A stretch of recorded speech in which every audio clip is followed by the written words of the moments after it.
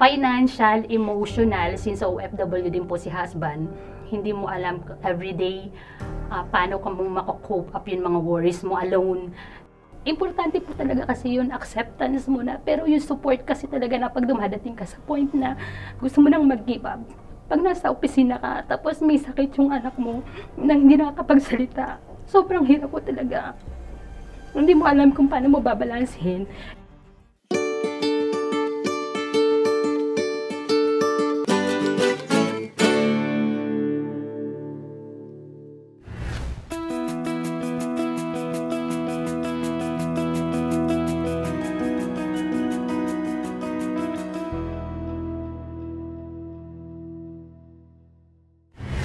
I'm Angie Demdam. I'm 48 years old. I'm Executive Secretary, and this is my daughter, Arella Claire Demdam, 13 years old. She was diagnosed with autism at the age of 3. I got married at the age of 21, and then I have yung eldest ko po is 26 years old right now, and then I have a son, and medyo malayo po kasi yung gap nila. We plan na magkaroon ng another baby kasi nga po after 10 years parang malaki na yung dalawa. At the age of 35 po, I got pregnant with Arella. 36 ko po siya pinanganak, and after po ng mga 3 years old na siya, hindi pa siya nagsasalita. At first po, parang akala namin baka speech delay lang kasi wala po siyang kasama sa bahay, si Yaya lang po. So kami po lahat parang morning wala, tapos mostly nanonood lang po siya ng TV, nanonood ng cartoons. So, yun po. We decided po na padala siya, ipa-check up siya sa developmental pediatrician. And then we found out nga po na she was diagnosed with autism.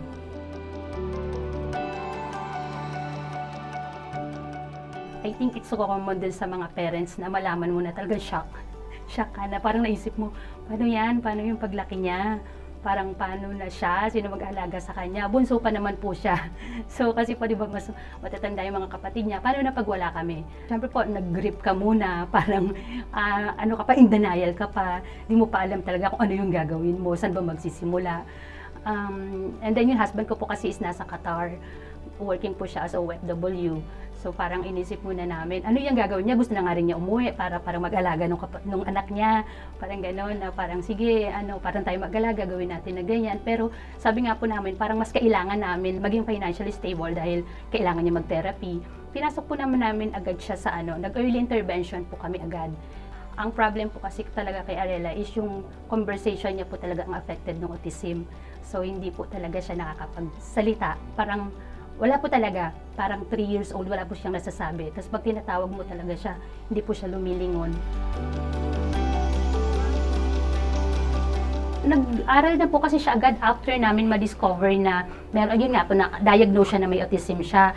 Parang 4 years old na po siya, kahit hindi siya nagsasalita, magaling na po siya mag-drawing sa papel. Napansin po yun sa school. After nun, lahat ng mga coloring materials, parang pati sa paper, sa bond paper, sa illustration board. Yun po, parang ngayon, nung nakita na namin, marunong siya mag-drawing, nakikita namin na siya, tapos napag-isipan din namin na bakit hindi namin siya i-print. And then, yun nga po, yun sa bag, tsaka dito sa shirt, tsaka yun sa mga merchandise, dito rin po namin siyang sanang i-pursue, ibenta siya, and then yung mga proceed po is plano naming i-donate. Ito yung niya, drawing niya to with using her finger lang. Ayan. Tapos, so pinaprint namin siya dito sa, sa bag. And then, pwede na po tumayo. Ito po yung t-shirt. Ayan. Kasi tinatry din namin siya sa mag, o kaya po sa, ano pa bang meron ngayon. Yung mga merchandise po na pwede pong i-printan.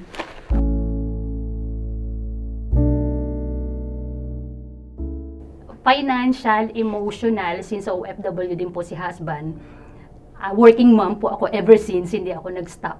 Yung po talaga yung mahirap din.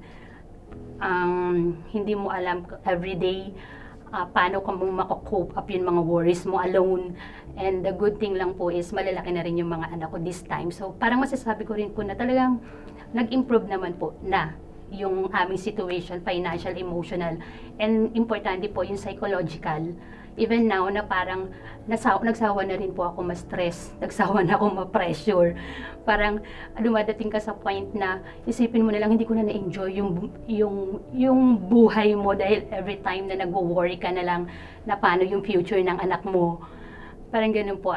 Parang for the past few years naman, parang inisip ko na lang na enjoy ko yung moment na magkasama kami instead na mag-worry ako everyday kung ano yung magiging future niya kasi nagiging stressful na lang po talaga.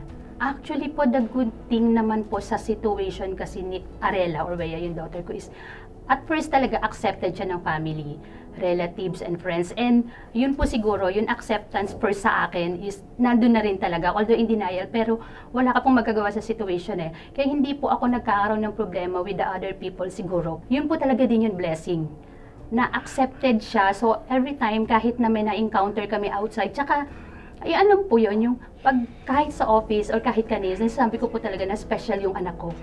Parang ganun po yung feeling ko. So nagsisimula po talaga sa akin, kaya wala po akong kahit sabihin nila, or never, no? Wala pong nagsabi talaga na bakit ganyan yung anak mo. Kasi ako po mismo, simula pa lang, sinasabi ko sa kanila na special yung bunso ko. Or kahit po minsan, pag lumalabas kasi kami sa mall, nang hawak siya. Tapos nag-explain na po ako agad na, I'm sorry ha, kasi special siya. So yung response din po ng outside is, nagiging positive naman po sila. Ay, that's okay, that's okay.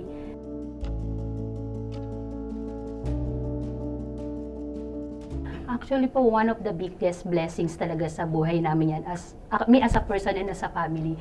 Kasi po talagang mas nag-bond yung family. Kung siguro po hindi inilabas si Arela, baka naghiwalay na po kami ni husband. Parang ganun. Pero sa yung mga anak ko rin po, parang napaka-helpful po talaga nila na blessing po talaga na iniisip nila na hindi tayo pwedeng magkahiwa-hiwalay kasi meron tayong Arela. Arela po kasi yun yung pinangalan namin sa kanya, although hindi pa namin alam that time, pero is a messenger from God po kasi siya, yung ibig sabihin ng Arela. So siya po talaga yung nagsisave din until now po, na minsan parang gusto mo nang, as the usual po, may problema tayo, di ba? Pero iniisip namin na hindi ka pwedeng mag-give up, hindi ka pwedeng magganyan kasi may Arela ka. So yun po talaga yung magandang effect talaga sa family namin.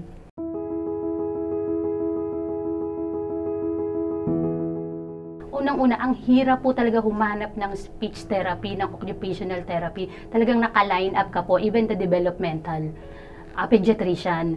Unang-una, wala kang pera. Yun yung first, ano mo. Yung second naman, kung meron ka naman, ang hirap. Talagang la-line up ka. So sana lang po makapag-provide din ng mga therapy center. Tsaka yun nga po, yung mga developmental pediatrician na, ang mahal po kasi, developmental pediatrician.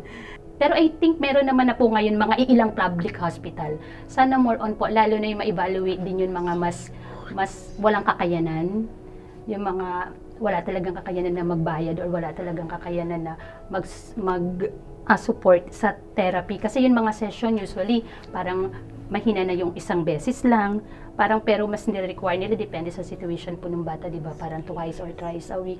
So yun lang po siguro. Tama po, additional na mga therapy center na at least mas mababa man lamang kahit hindi libre. Kailangan po talaga ng acceptance. Kailangan nating isipin na ibinigay ito sa atin kasi meron tong reason. First thing is, kung may kakayanan po tayo na, ayun nga, early intervention. Tapos, kung meron tayong kakayanan na yung kanilang mga therapy, ibigay po natin yung kung ano yung support na kaya natin ibigay sa kanila. But I understand na mahirap nga po talaga. Pero I think mas magiging matibay po tayo habang everyday na lumalaban ka. And wag po talaga tayong mawawalan ng pag-asa. At talagang ang importante po is talagang manalig tayo kay Lord.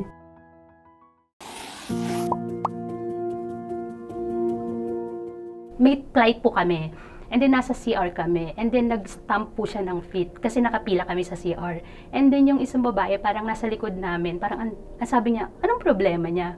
Parang ganun. Parang yun lang din yung natryan ko. Kasi hindi naman siya hinahawakan or something. Sinabi ko lang sa kanya na autistic siya, special siya. Yun lang po talaga yung na-encounter ko na nainis talaga ako. Kasi hindi naman siya na-istorbo, nakapila lang siya. Tapos parang, anong problema niya? Parang ganun.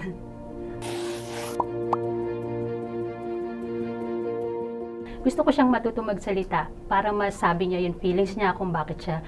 Ang problema po kasi sa mga sa mga autistic, is hindi nila talaga nasasabi yung gusto nila, kaya nagtatantrums or nagme-meltdown sila. Based po on my experience with Arela. So, gusto ko po sanang masabi niya yun, and I think bilang parents or bilang awesome mom, talagang gagawin mo rin naman kung talagang makakabuti sa kanya. So, yun yung power na gusto kong makuha. Yun, maturuan siya or matuto siya magsalita. Kung makakabalik ako, is the same. Tatanggapin ko pa rin po na maging awesome parents ako. Kasi po, ang dami ko talagang natutunan and ang dami talagang naibigay na blessing din sa amin ni Arela. And the one thing is, nabuo po talaga yung family namin. Talaga pong we keep tight yung family bonding namin dahil sa kanya.